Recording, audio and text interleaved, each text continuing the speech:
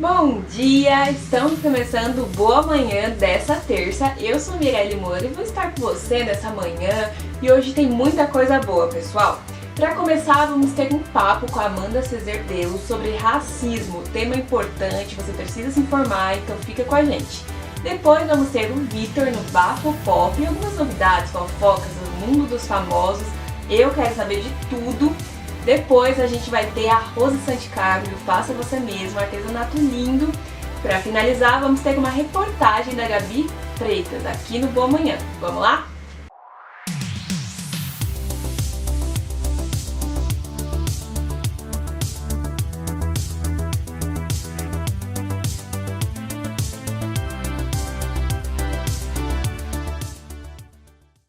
E na manhã de hoje a gente vai conversar com a Amanda Ceserdelo sobre um tema muito importante para a gente se debater e super contemporâneo no Brasil, apesar de opiniões, que é o racismo. Bom, tudo bem, Amanda? Oi, tudo bem, e você? Tudo certo, um prazer receber você aqui, principalmente para falar sobre esse tema que tem que ser debatido, tem que ser comentado. E hoje, primeiro ponto que eu quero te perguntar aqui, a gente poderia começar falando, explicando um pouquinho pro pessoal de casa, melhor, assim, contextualizando sobre o que é o racismo e depois para falar sobre as suas motivações para criar a Você Que Fala, que é a sua página, para debater esse assunto. Certo, vamos lá. Então, o termo racismo, ele não tem uma definição concreta, né?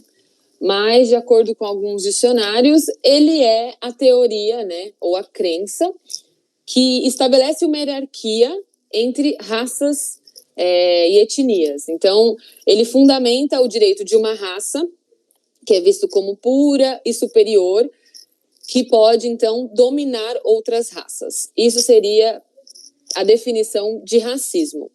Só que aqui no Brasil, essa ideia de que negros, brancos, indígenas e outras tantas raças, né, que a gente encontra no Brasil vivem em paz, ela foi apresentada pelo Gilberto Freire, com uma obra que ele fez, que chama Casa Grande e Senzala. Mas, com o passar dos anos, foi negada essa ideia de que existe uma igualdade entre raças aqui no Brasil. Inclusive, um grande marco de que as raças não são tratadas de maneira igual aqui no Brasil foi a Constituição de 1888, que lá naquela Constituição, que até hoje é vigente, né, no nosso país, o racismo é tipificado como um crime. Então, se não existisse racismo, não teria por que existir uma Constituição que tipifica ele como crime. Enfim. E então é isso mais ou menos a definição de racismo, e a gente encontra isso no Brasil até hoje. E esse foi um dos motivos que me levou a criar o Você Que Fala, né? O que acontece? Eu, como negra, me descobri como negra depois que eu fiz a faculdade de História. Eu tenho graduação, bacharel e licenciatura em História. E lá na faculdade eu descobri a minha verdadeira identidade, descobri a verdade sobre a minha história. E eu percebi que durante muitos anos me foi negada essa verdade, me foi negada essa história e me foi negada o poder da minha voz. Então, por isso que o nome é Você Que Fala, porque eu tenho o objetivo de desconstruir padrões, desconstruir tabus, desconstruir mentiras que são ditas sobre os negros, dando essa voz de volta que nos foi tantos anos silenciada e até hoje, né, tentam nos calar. Foi basicamente esse o motivo que me levou aí a ter o Você Que Fala. Perfeito. Na verdade, é muito legal a gente falar sobre essa contextualização, né, informar sobre o que de fato é o racismo ali, porque não é nem questão de opinião, é questão de dados. A gente tem dados de desigualdade racial no Brasil que são alarmantes e não tem como se contestar, né? Dado, estudo, é fato que existe no nosso país, por isso a gente tem que debater. E essa questão aí que você falou é muito importante sobre se identificar. Também passei por essa esse processo, né? Porque ali a gente tem sempre o eufemismo, né? Do você não é preta, você é morena. Então, no Brasil acontece muito isso, né? Essa descaracterização da pessoa enquanto negra. Então, isso também é uma pauta do colorismo, né? Que já é a gente abordando o próximo assunto. Então, você poderia explicar para a gente um pouquinho sobre o que é o colorismo e como ele se aplica aqui na nossa realidade brasileira? Sim, então, o colorismo, ou a pigmentocracia, né, é a discriminação que o negro sofre. A pigmentocracia, né, é a discriminação que o negro sofre pela cor da pele. Então, ele é muito comum em países que sofreram colonização europeia, ou também em países onde existiu a escravidão. Então, o Brasil é um desses países onde existe o colorismo. De uma maneira bem simples, o colorismo basicamente significa o quê? Quanto mais pigmentada uma pessoa quanto mais cor ela tem, né, mais exclusão e discriminação essa pessoa vai sofrer. Então, basicamente é assim, quanto mais preta, mais você vai sofrer. Isso quer dizer, então, que o tom da sua pele vai ser decisivo para o tratamento que a sociedade vai te dar. Quanto mais claro, melhor, na visão deles, né? É basicamente isso que é o colorismo. Perfeito. E ele afeta, né, a vida de muitas crianças e adolescentes, que é ali a fase onde principalmente ocorre essa silenciação. Então, você podia, por exemplo, explicar para a gente um pouquinho sobre como é esse processo, até que você pode acompanhar na sua página, você que fala, sobre esse descobrimento, como isso afeta a adolescência e a infância? Sim, então, o colorismo ele afeta muito, porque assim como o racismo, né, dentro do colorismo, a sociedade ela ignora os nossos traços negros. Então, o que a sociedade deseja? Nos embranquecer. Então, eles querem nos imaginar como brancos para poder suportar a nossa presença, porque a gente é visto como intruso, entendeu? Para a branquitude, nós negros somos vistos como pessoas intrusas. Então, existe até um fenômeno na natureza, na ecologia mesmo, que se chama mimetismo. E na nossa sociedade, essa tolerância que os brancos exercem sobre os negros é feita pelo mimetismo. Como assim? Os animais eles vão se adaptando, eles vão imitando outros animais. Então, nós, negros, vamos imitando os brancos. Então, para nós sermos tolerados, eu vou falar como mulher negra, então. Eu sou forçada a imitar beleza branca, cabelo branco, para conseguir ser bem-vinda nessa sociedade. Para eu não ser vista como excluída, eu tenho que me embranquecer. E isso afeta completamente a infância, a adolescência, a juventude. Por quê?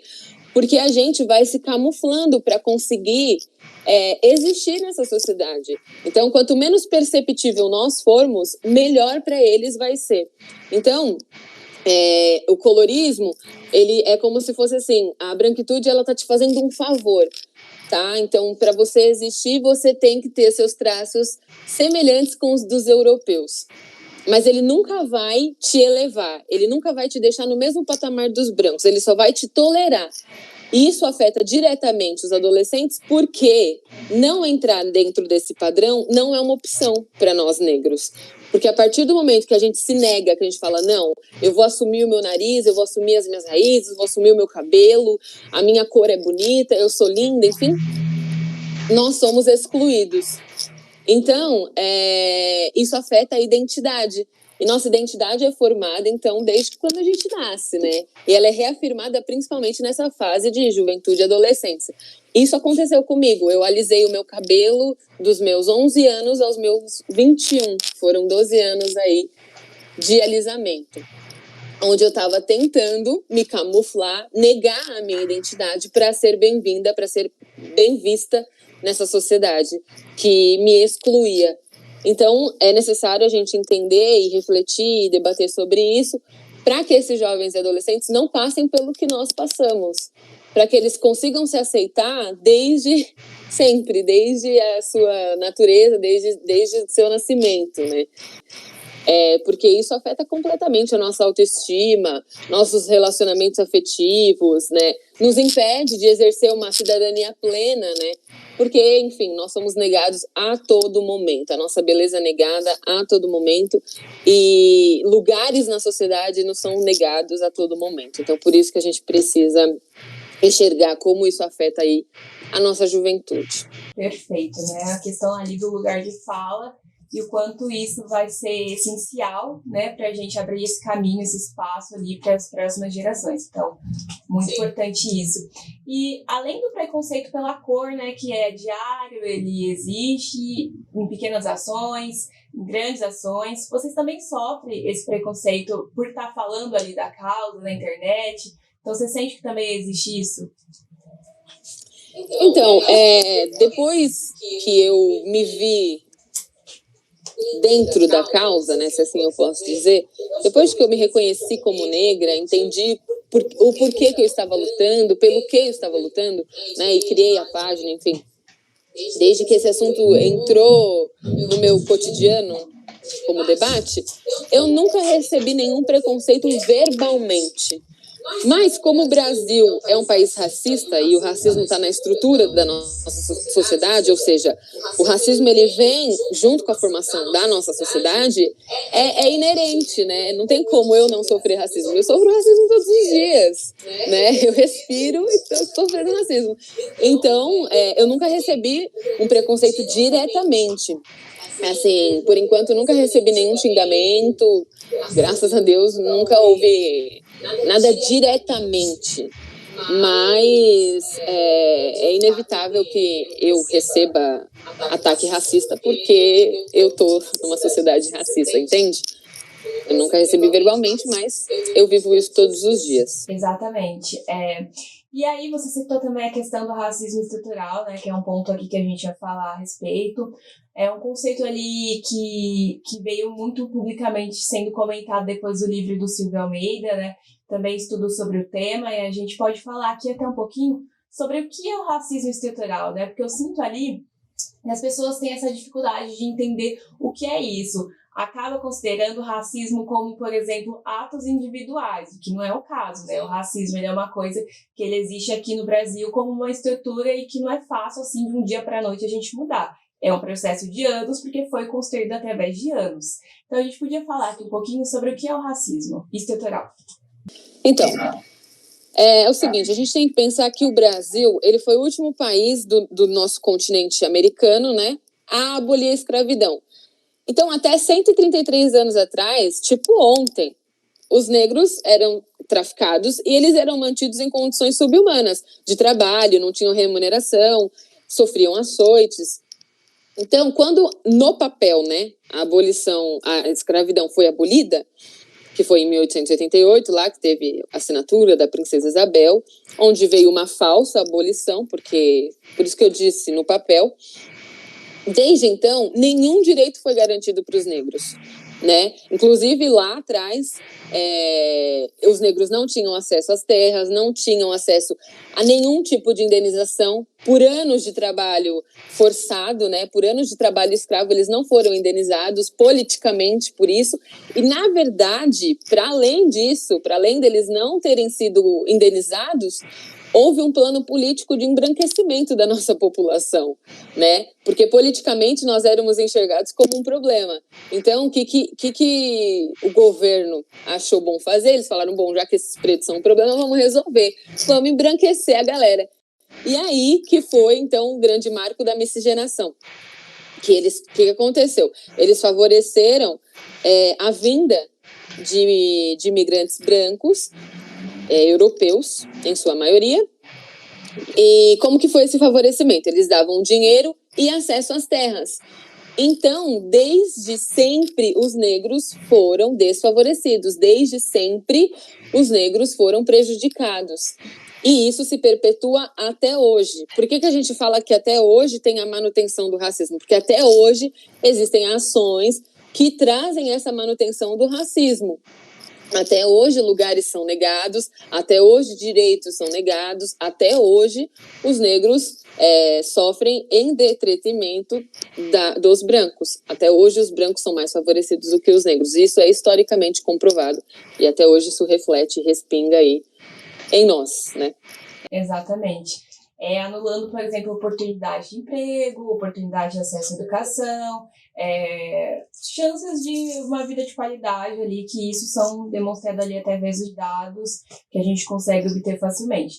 Então, você poderia falar, por exemplo, dessa questão das oportunidades que são suprimidas, por exemplo, no mercado de trabalho ou nas universidades, e principalmente também do assunto de cotas, né, que hoje em dia existem partidários de opinião, até mesmo fazendo parte ali do nosso governo, sobre o fim das cotas, e a gente precisa falar sobre isso, né, por que as cotas são necessárias? Então, as cotas, essa semana, inclusive, eu ouvi uma pessoa, no lugar que eu trabalho, uma pessoa da gestão, uma pessoa importante na empresa que eu atuo, falando, ela era branca, heterossexual, enfim, privilegiada, e ela falou, eu não concordo com cotas, eu não sou a favor disso. Eu fiquei pensando, nossa, é tão fácil para você falar, né, não diz respeito a você. Enfim, mas cotas, para mim, é reparação histórica. Para mim, não, né? Para a história.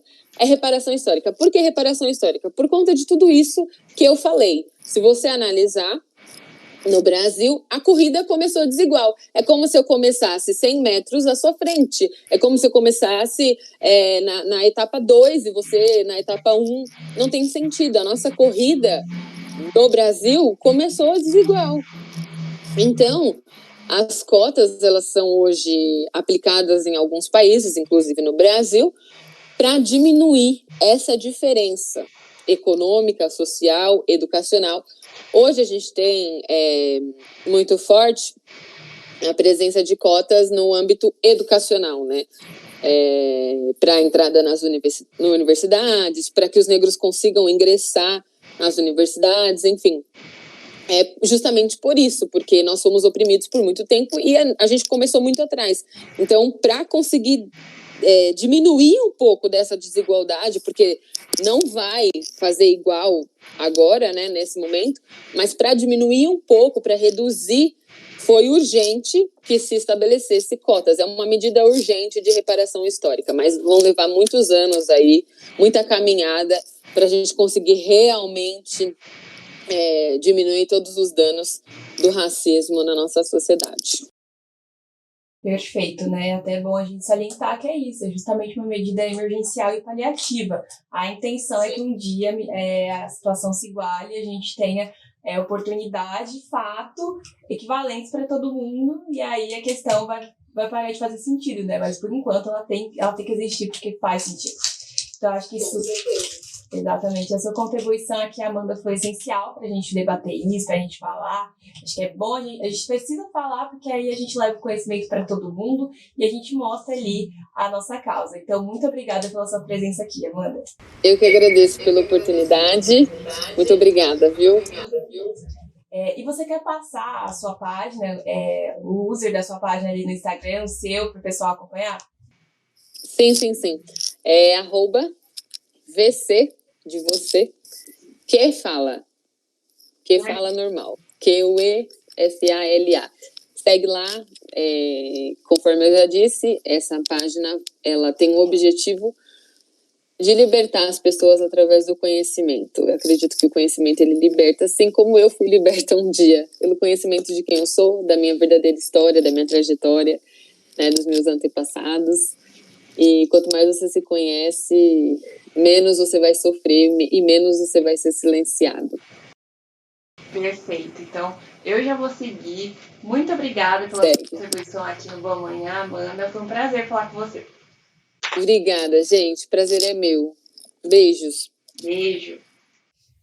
E esse foi o nosso papo de hoje, pessoal. Perdendo algum momento, acessa lá o nosso Insta ou o nosso canal do YouTube, Programa Boa Manhã, que a gente posta lá. E agora a gente vai ter que ir para um rápido intervalo e daqui a pouco a gente volta com mais.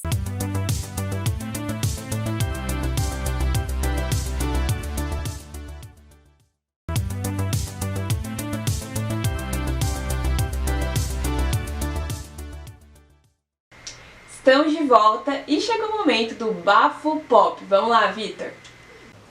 Bom dia, Mirelle. Bom dia, pessoal de casa. Sejam muito bem-vindos ao Bafo Pop, o quadro que vai te deixar sempre muito bem informado sobre todos os bafos do momento. Eu sou o Vitor Mafra e se eu fosse você, ficava ligadinho aí que os bafos de hoje estão simplesmente sensacionais e imperdíveis também, hein?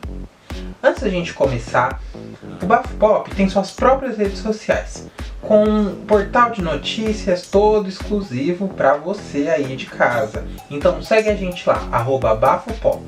Lá você vai conferir tudo isso e muito mais de babados, confusão, gritaria.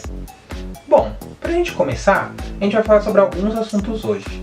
Alguns deles são: após a festa clandestina da dupla Matheus e Cauã, eles alegam que foi enganado. Vídeo mostra DJ Ives agredindo ex-mulher na frente da filha. E o top 5 de música pop para você começar o seu dia. Isso é novo aqui nesse quadro, hein? Tudo isso e muito mais você vai conferir aqui. Então roda a vinheta pra gente começar com tudo.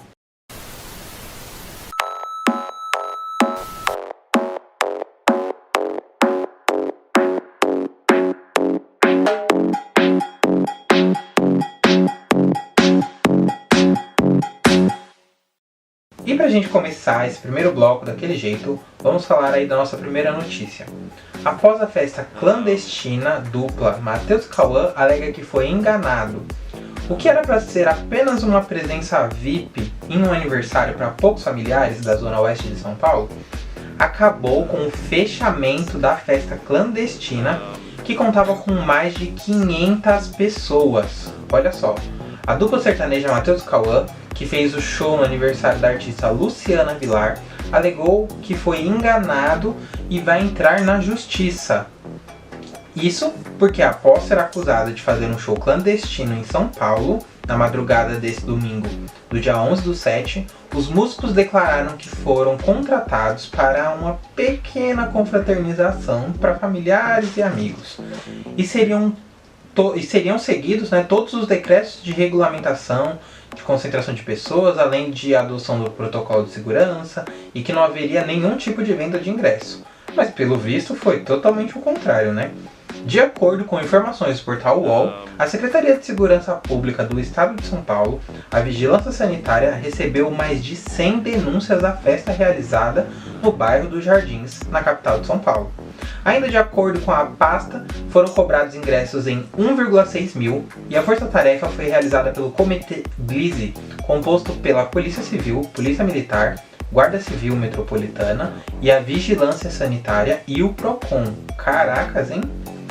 Em comunicado oficial enviado ao portal de notícias de TV, os músicos defenderam a situação falando: a dupla Matheus e Cauã foi contratada para realizar uma presença VIP no aniversário de Luciana Vilar, no dia 10 de julho de 2011, em uma pequena confraternização para familiares e amigos. No ato da contratação, foi afirmado pelo contratante que seriam seguidos todos os decretos e que regulam a concentração de pessoas, adotando os protocolos de segurança e saúde, e que não haveria venda de ingresso. Registra-se que a dupla realizou o teste no dia e o mesmo teve como resultado não reagente. Infelizmente, a parte contratante não respeitou o pactuado, efetuando a venda de ingressos sem nenhum comunicado e autorização, bem como também desrespeitou o acordado, que no tange ao número de pessoas no local. A nota informada ainda que o departamento jurídico, que é a assessoria dos artistas, adotará as medidas cabíveis a essa situação. Eita, Lele. Espero que o Matheus e Cauã se pronuncie aí melhor sobre esse caso, né? Porque eu acho que tá muito mal contada essa história. Vídeos mostram DJ Ives agredindo ex-mulher na frente da filha. A Polícia Civil do Ceará está investigando o DJ Ives por violência doméstica contra a ex-mulher Pamela Holanda. Vídeos compartilhados numa conta do Instagram, mostram que a vítima, no último domingo do dia 11, mostraram aí as agressões do artista em sua ex-mulher. As imagens gravadas por câmera de segurança do apartamento em que os dois moravam, lá em Fortaleza, mostram Iverson de Souza Araújo, mais conhecido como DJ Ives, puxando o cabelo e dando socos e chutes na vítima. Os vídeos mostram os atos violentos na frente da filha e de outras 2 pessoas. Nas redes sociais, Pamela também publicou fotos dos hematomas no corpo e, de acordo com a Polícia Civil, as agressões ocorreram no primeiro dia desse mês, mas Pamela só registrou o caso no dia 3. A polícia ressaltou que as imagens do circuito interno ainda não tinham sido apresentadas à Justiça. A Justiça do Ceará concedeu medidas protetivas de urgência para a vítima. Nas redes sociais, o DJ Ives alegou que a mulher dizia que iria se matar e não estava mais aguentando as chantagens. Segundo ele, uma viatura de polícia foi chamada à sua casa porque ele foi acusado de lesão corporal. Disseram que eu estava correndo no condomínio com uma faca na mão. E isso eu tenho como provar que não estava nem agredindo ninguém, nem correndo com a faca na mão. E esses vídeos aí que estão sendo postados são vídeos cortados. Eu já tive que me embolar no chão com ela, com a mãe dela, com a minha empregada, para ela não se jogar do 10º andar, diz aí o DJ Ives. DJ Ives, ele é produtor do cantor Xande Avião e que se lançou como artista esse ano com as músicas que alcançaram o topo das mais tocadas. Entre elas está Esquema Preferido e Galega. A produtora Vibe, que gerencia a carreira do artista, comunicou que ele foi afastado da empresa após a divulgação das imagens. O famoso como Solange Almeida, Zé Felipe, Zé Vaqueiro e Marília Mendonça se manifestaram em apoio a Pamela. Pocahontas também. Essas informações foram dadas pela Paloma Souza, da CNN em São Paulo. E agora a gente vai para a terceira notícia, que Pablo Vittar anunciou a data das suas turnês internacionais. Olha que chique! Pablo Vittar é um nome super conhecido aí internacionalmente.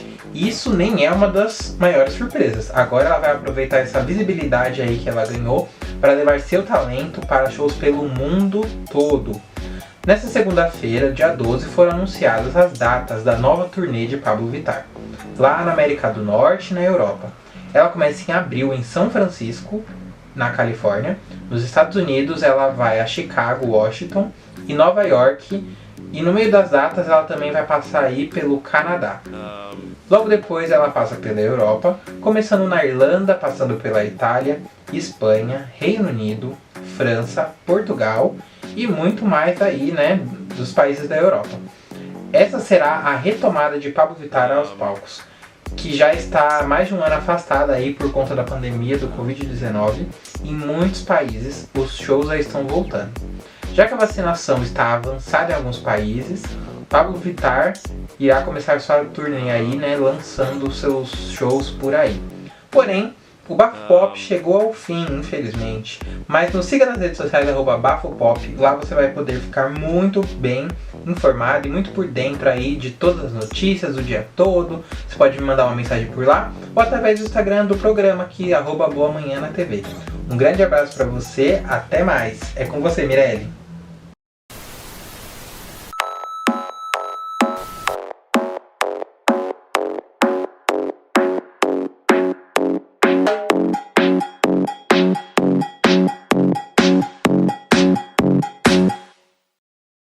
Muito obrigada, Vitor. Sempre um prazer receber você aqui. Já estou informada agora sobre tudo que está acontecendo. Então vamos para um rápido intervalo. Daqui a pouco a gente volta com mais.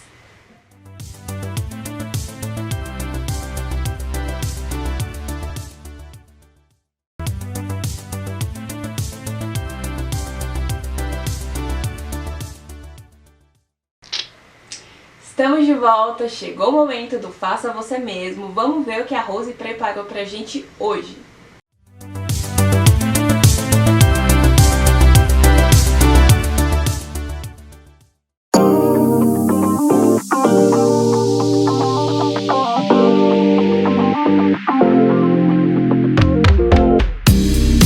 Oi, pessoal de casa.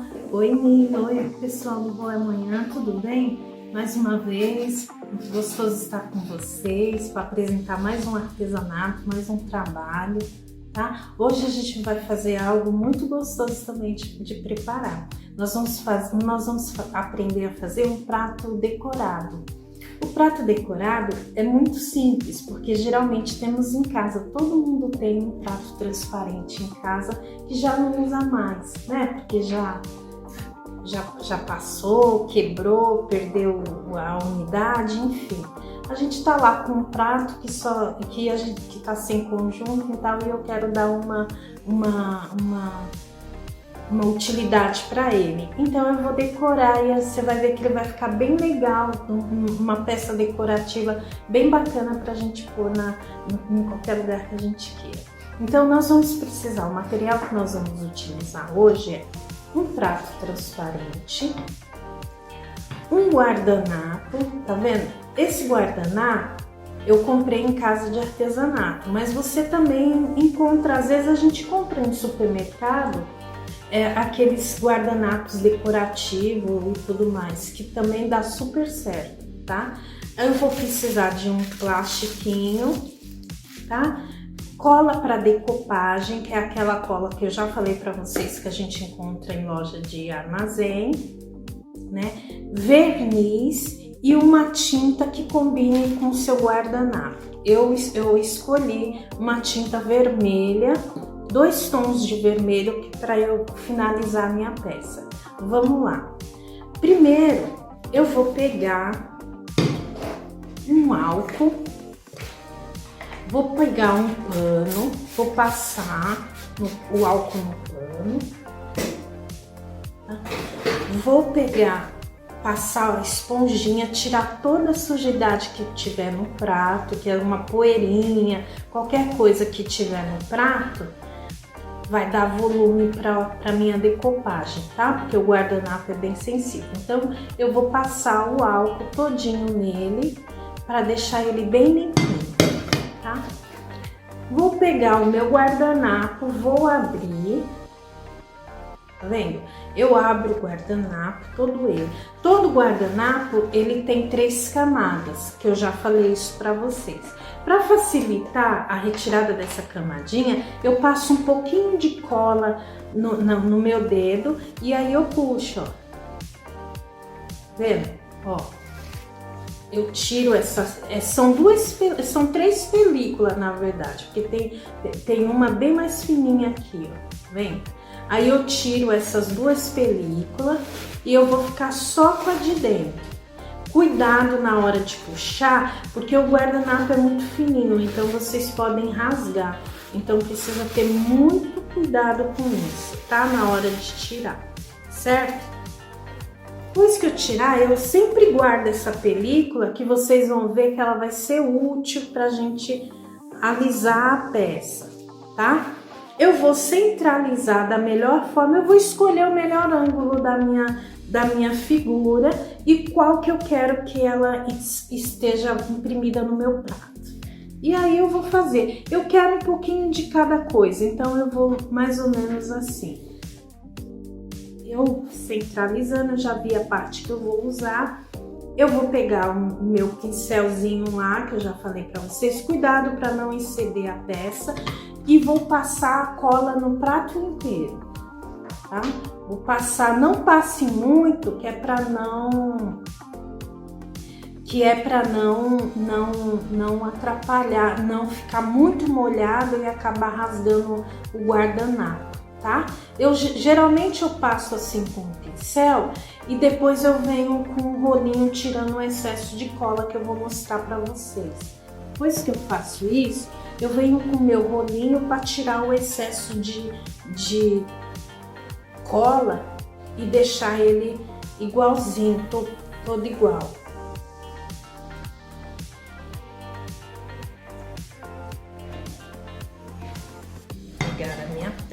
Meu guardanapo, que a gente já combinou, e vou centralizar.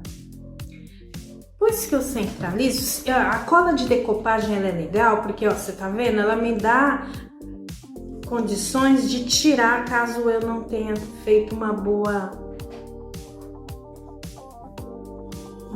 cobertura. Não se preocupe se esse guardanapo der uma enrugadinha, porque eu quero esse efeito, tá? Não quero muito, mas eu quero. Eu venho com aquela película que eu tirei e eu venho passando por cima, tá vendo? Alisando, pra não pode ficar nenhuma bolinha do guardanapo, tá? depois que eu faço isso nele todo, ó, tá vendo? Eu venho alisando ele todo. Depois que eu faço isso, ó como ele vai ficar dentro, ó. Olha que bacana, tá? Aí eu vou esperar secar. Como eu já tenho um que eu já acelerei, eu vou mostrar pra vocês como é que fica, tá? Ó, depois de seco, ele vai ficar assim. Ele vai ficar desse jeito aqui, tá? Aí eu corto, vai ficar aquela rebarba, eu corto daquela forma que eu ensinei pra vocês com a lixinha, pegando a lixinha e vocês vão passando nele todo pra tirar a lixinha. Depois que eu cortei e deixei, ó, tá vendo? Esse é o brilho do próprio prato, eu não passei mais nada, tá vendo? Ó, o que que eu vou fazer?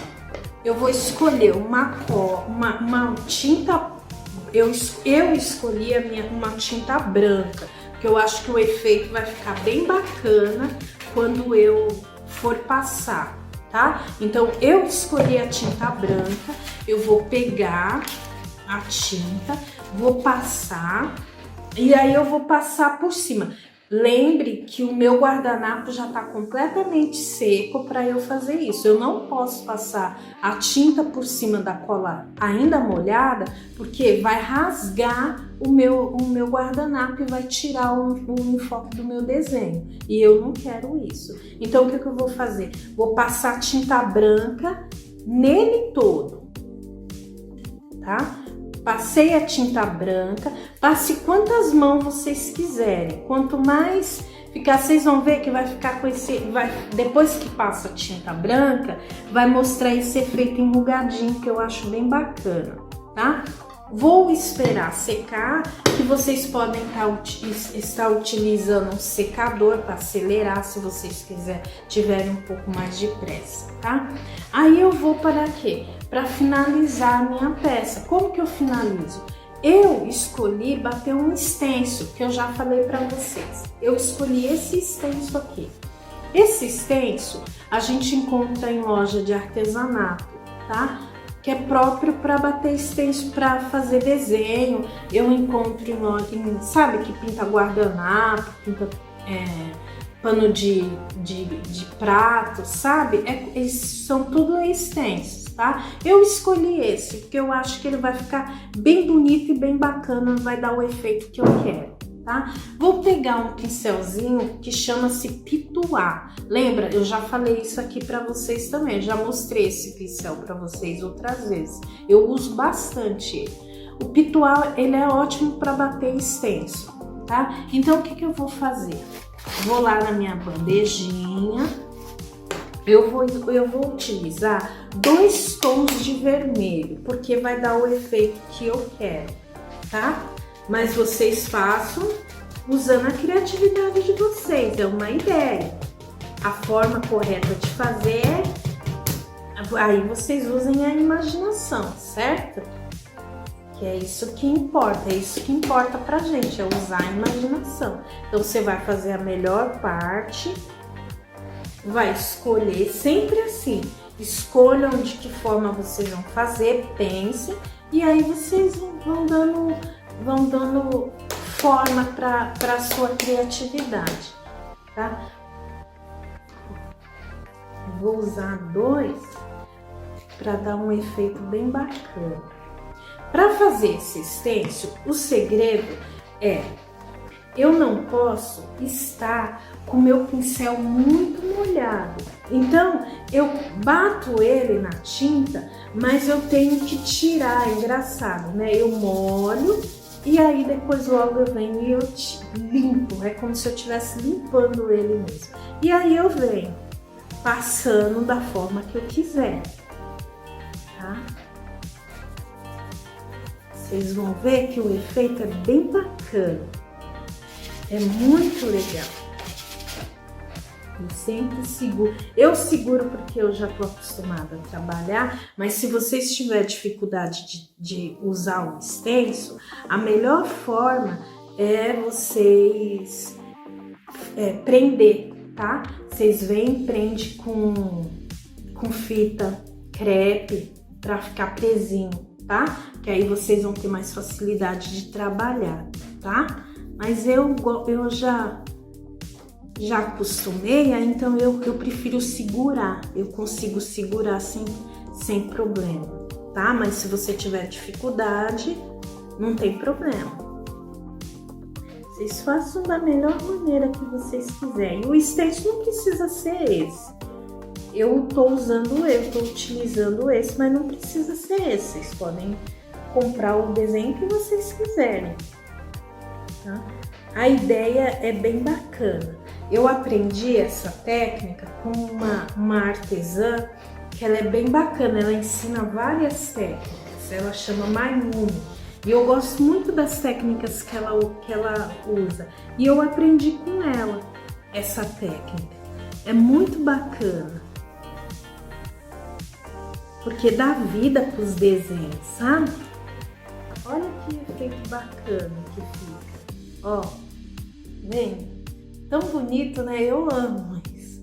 Eu adoro, ó, quando tá vendo? Aí o que eu vou fazer? Para finalizar essa peça e deixar ela impermeabilizada, que é importante dizer o seguinte: impermeabilizar não significa que eu posso colocar embaixo da torneira e lavar meu prato depois que eu decorei. Não posso, porque eu vou estragar. Impermeabilizar quer dizer que eu posso passar um paninho bem úmido, quase seco, para tirar pó, passar um paninho para tirar o pó, tá bom? Finalizando o meu desenho aqui, eu vou usar um verniz. Eu vou pegar um verniz e aí eu vou bater um verniz, que é para finalizar minha peça, tá? Verniz também vocês encontram lá na casa de artesanato ou num bazar, tá? Vocês encontram um verniz. Qualquer lugar que vocês hoje encontram verniz. Até no supermercado a gente encontra verniz para artesanato. Eu amo que o artesanato está muito expandido hoje.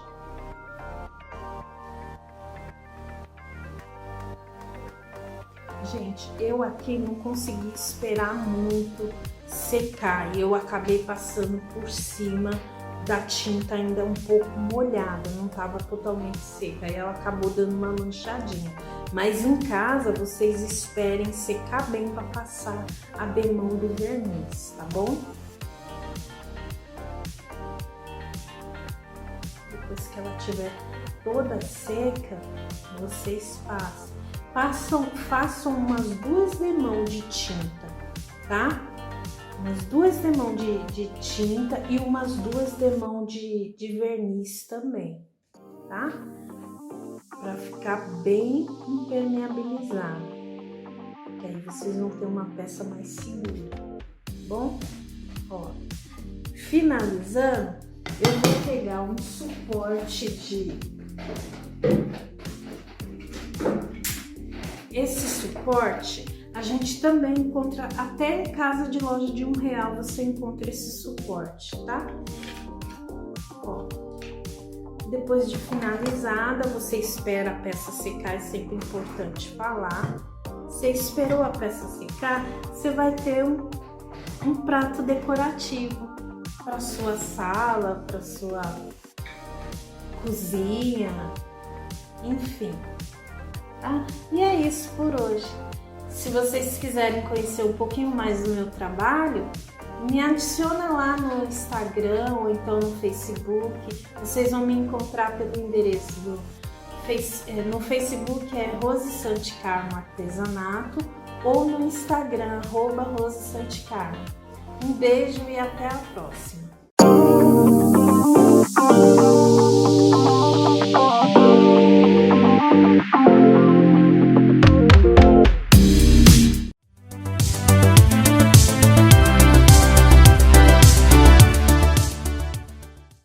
Obrigada, Rose, sempre lindo tudo que você faz, eu adoro, viu?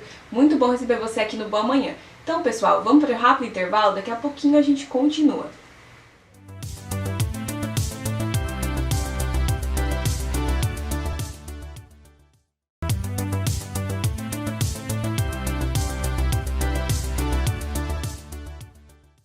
Estamos de volta, chegou o momento da reportagem da Gabi. Vamos ver o que ela veio trazer pra gente hoje. Acha que o supermercado subiu muito mais que a inflação na pandemia? É verdade. No primeiro ano da pandemia, o preço dos alimentos no supermercado acumula alta de quase 20% comparado a 5,2% da inflação. O preço dos alimentos começam a dar os primeiros sinais de trégua e os aumentos assustadores vistos em alguns produtos no ano passado já estão perdendo força.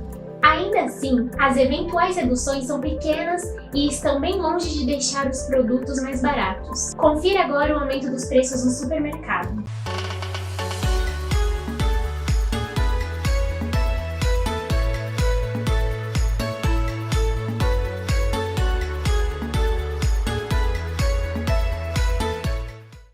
No primeiro ano completo, desde o início da pandemia, o preço dos alimentos no supermercado acumula alta de quase 20%, considerado os 12 meses de março de 2020 até fevereiro de 2021. Entre os culpados estão muitos itens bastante presentes na mesa dos brasileiros. A batata está hoje mais cara que antes da pandemia, o feijão preto subiu e no topo da lista o arroz e o óleo de soja subiram entre 70% e 90%. Entre esses, legumes, hortaliças e verduras subiram em média 25%. As altas foram resultado do aumento das exportações e dos preços de alguns desses produtos no mundo, piorado pela disparada do dólar, que deixou os valores praticados lá fora ainda mais caros em reais. Confira na reportagem a seguir o que as pessoas estão achando do aumento do preço.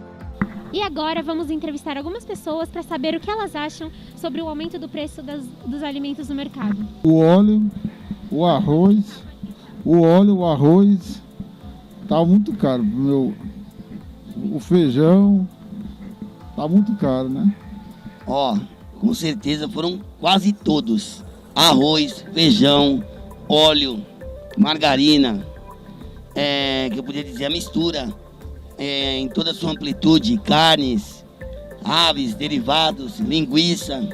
Todos. Até o gás está incluído, luz, água, tá difícil. Todos, tem que falar a verdade, é todo mesmo, é ou não é? Tá tudo difícil. E eu ainda trabalho com reciclagem, que é difícil ainda, pago aluguel, não sou aposentada ainda, entendeu? Na verdade, não tem um ou outro que aumentaram foi todos, né, os produtos. O arroz, um preço absurdo, a carne, basicamente a gente não está mais podendo comer carne, né, e devido ao preço absurdo, né, a gente ganha uma ajuda do cartão Alelo, do prefeito, para as crianças, quase não dá para comprar nem 3 quilos de carne no açougue, né.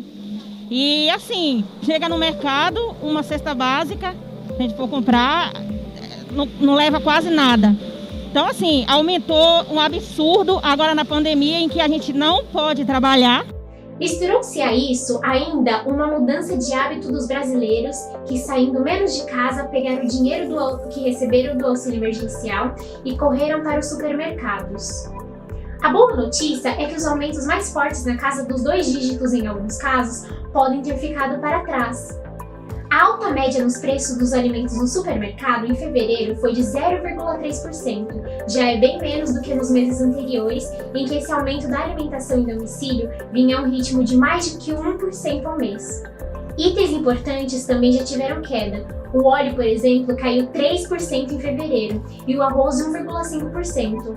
A batata despencou quase 15% e o tomate teve queda de 8,5%. O leite foi reduzido em 3%. Carnes, ovos, açúcar e verduras são alguns dos produtos do agro que ficaram mais caros no primeiro semestre deste ano. Segundo dados divulgados pelo Instituto Brasileiro de Geografia e Estatística, o IBGE, na quinta-feira passada, a inflação oficial do Brasil, medida pelo Índice de Preço ao Consumidor Amplo, IPCA, avançou 8,35% em 12 meses e 3,77% no primeiro semestre. Dos produtos do campo, alguns dos itens que mais avançaram entre janeiro e junho, na comparação com o igual período de 2020, foram açúcar refinado 16,14%, o açúcar cristal com 14,25%, verduras com 8,79%, as carnes com 7,25% e aves e ovos com 6,87%. Os tubérculos e legumes, por sua vez, tiveram queda de 18%, enquanto o óleo de soja recuou 2%. Apesar disso, o consumidor continua pagando mais caro no óleo de cozinha. No estado de São Paulo, uma unidade está custando em média R$ 7,55, contra R$ 3,96 há um ano.